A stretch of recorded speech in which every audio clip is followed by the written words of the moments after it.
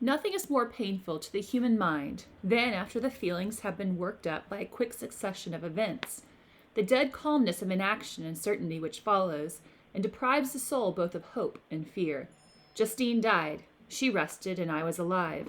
The blood flowed free in my veins, but a weight of despair and remorse pressed on my heart, which nothing could remove. Sleep fled from my eyes. I wandered like an evil spirit, for I had committed deeds of mischief beyond description horrible, and more, much more, I persuaded myself, was yet behind. Yet my heart overflowed with kindness and the love of virtue. I had begun life with benevolent intentions, and thirsted for the moment when I should put them in practice, and make myself useful to my fellow beings. Now all was blasted. Instead of that serenity of conscience which allowed me to look back upon the past with self-satisfaction, and from thence to gather the promise of new hopes, I was seized by remorse and the sense of guilt, which hurried me away to a hell of intense tortures, such as no language can describe. This state of mind preyed upon my health, which had perhaps never entirely recovered from the first shock it had sustained. I shunned the face of man. All sound of joy or complacency was torture to me. Solitude was my only consolation, deep, dark, death-like solitude. Again, we have this idea of isolation and the theme of isolation in this book. And as always with Victor, it's self-imposed isolation. He chooses to do this. His friends and family don't desert him, but rather he shuts himself away from the world. My father observed with pain the alteration perceptible in my disposition and habits, and endeavored by arguments deduced from the feelings of his serene conscience and guiltless life to inspire me with fortitude, and awaken in me the courage to dispel the dark cloud which brooded over me. "Do you think, Victor," said he, "that I do not suffer also? No one could love a child more than I loved your brother." Tears came into his eyes as he spoke. "But is it not a duty to the survivors that we should refrain from augmenting their unhappiness by an appearance of immoderate grief? It is also a duty owed to yourself, for excessive sorrow prevents improvement or enjoyment, or even the discharge of daily usefulness, without which no man is fit for society." This advice, although good, was totally inapplicable to my case. I should have been the first to hide my grief and console my friends, if remorse had not mingled its bitterness, and terror its alarm with my other sensations. Now I could only answer my father with a look of despair, and endeavor to hide myself from his view. About this time, we retired to our house at Bellerive. Bellerive is a suburb of Geneva, so it's just another town in Switzerland, and the Frankensteins own a house there. This change was particularly agreeable to me. The shutting of the gates regularly at 10 o'clock, and the impossibility of remaining on the lake after that hour, had rendered our residence within the walls of Geneva very irksome to me. I was now free. Often, after the rest of the family had retired for the night, I took the boat and passed many hours upon the water. Sometimes, with my sails set, I was carried by the wind, and sometimes, after rowing into the middle of the lake, I left the boat to pursue its own course, and gave way to my own miserable reflections. I was often tempted, when all was at peace around me, and I the only unquiet thing that wandered restless in a scene so beautiful and heavenly, if I except some bat or the frogs whose harsh and interrupted croaking was heard only when I approached the shore. Often, I say, I was tempted to plunge into the silent lake, that the waters might close over me and my calamities forever. Victor, he seeks solace in nature. Again, the romantic writers, it's all about like the healing power of nature. And so Victor goes out at night after everyone else is asleep, and that's where he seeks comfort. In the lake, he rows out on the lake, spends time with nature. But it doesn't always work. He said that he did have some dark thoughts out there. He thought about throwing himself into the lake and essentially drowning himself to escape what he had done, or what his creature rather had done. But I was restrained, for when I thought of the heroic and suffering Elizabeth, whom I tenderly loved and whose existence was bound up in mine, I thought also of my father and surviving brother. Should I, by my base desertion, leave them exposed and unprotected to the malice of the fiend whom I had let loose among them? At these moments I wept bitterly, and wished that peace would revisit my mind, only that I might afford them consolation and happiness. But that could not be. Remorse extinguished every hope. I had been the author of unalterable evils, and I lived in daily fear. lest the monster whom I had created should perpetrate some new wickedness. I had an obscure feeling that all was not over, and that he would still commit some signal crime, which by its enormity should almost efface the recollection of the past. There was always scope for fear, so long as anything I loved remained behind. My abhorrence of this fiend cannot be conceived. When I thought of him, I gnashed my teeth, my eyes became inflamed, and I ardently wished to extinguish that life which I had so thoughtlessly bestowed. When I reflected on his crimes and malice, my hatred and revenge burst all bounds of moderation. I would have made a pilgrimage to the highest peak of the Andes, could I, when there, have precipitated him to their base. I wished to see him again, that I might wreak the utmost extent of abhorrence on his head, and avenge the deaths of William and Justine. Our house was the house of mourning. My father's health was deeply shaken by the horror of the recent events. Elizabeth was sad and desponding. She no longer took delight in her ordinary occupations. All pleasure seemed to her sacrilegious towards the dead. Eternal woe and tears she then thought was the just tribute she should pay to innocence so blasted and destroyed. She was no longer that happy creature who in earlier youth wandered with me on the banks of the lake and talked with ecstasy of our future prospects. The first of those sorrows which are sent to wean us from the earth had visited her, and its dimming influence quenched her dearest smiles. "When I reflect, my dear cousin," said she, "on the miserable death of Justine Moritz, I no longer see the world and its works as they before appeared to me.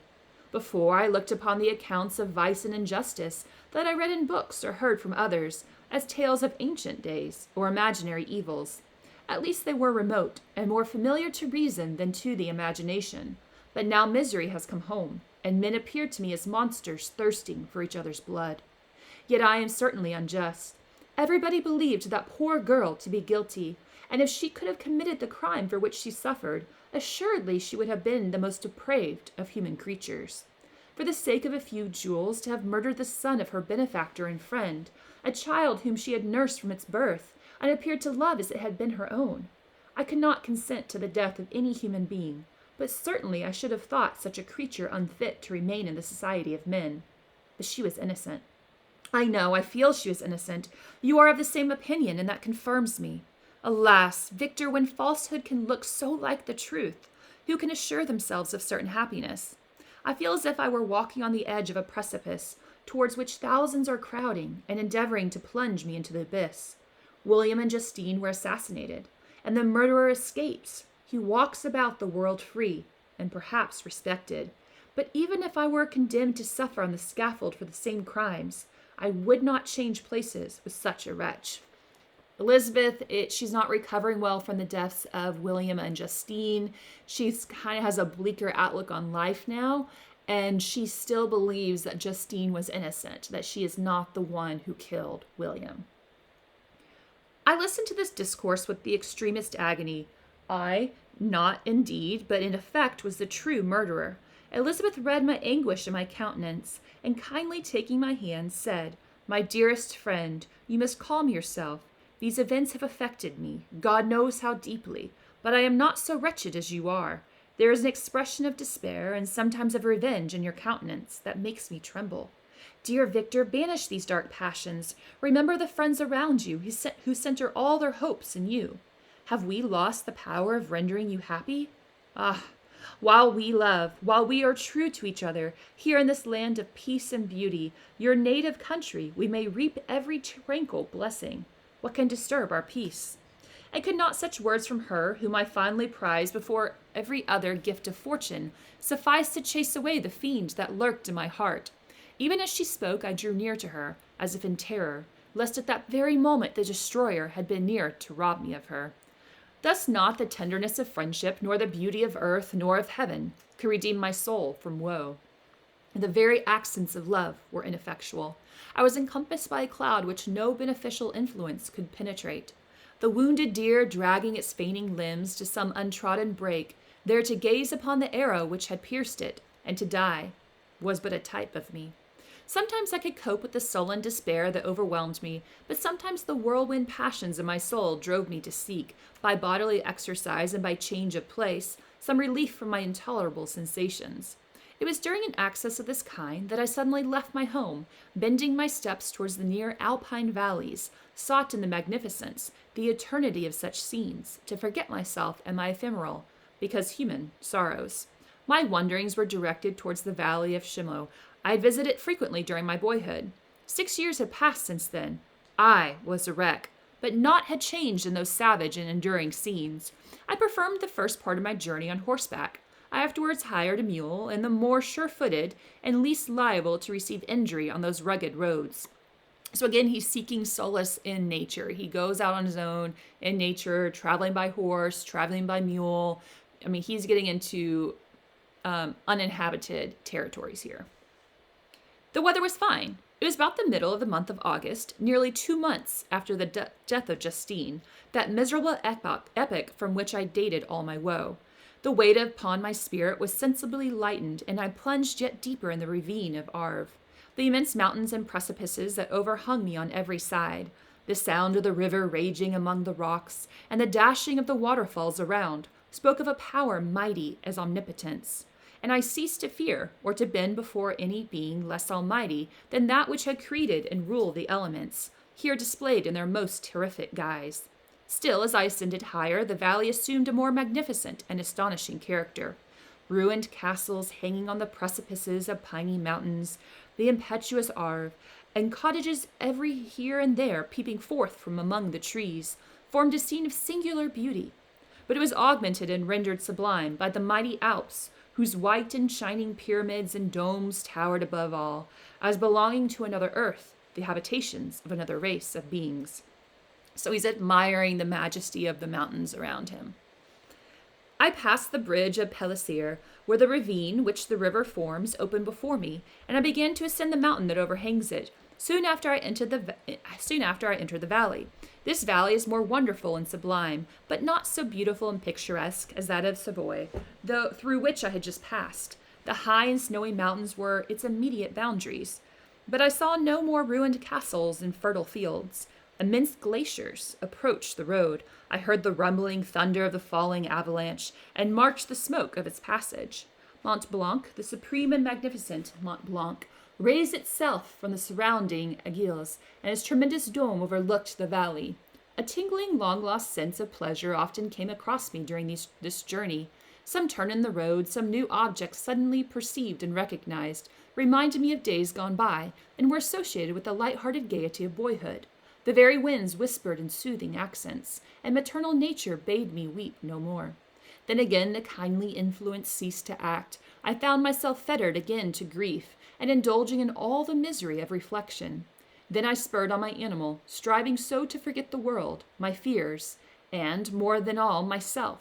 Or in a more desperate fashion, I alighted, and threw myself on the grass, weighed down by horror and despair. At length I arrived at the village. Exhaustion succeeded to the extreme fatigue both of body and of mind which I had endured.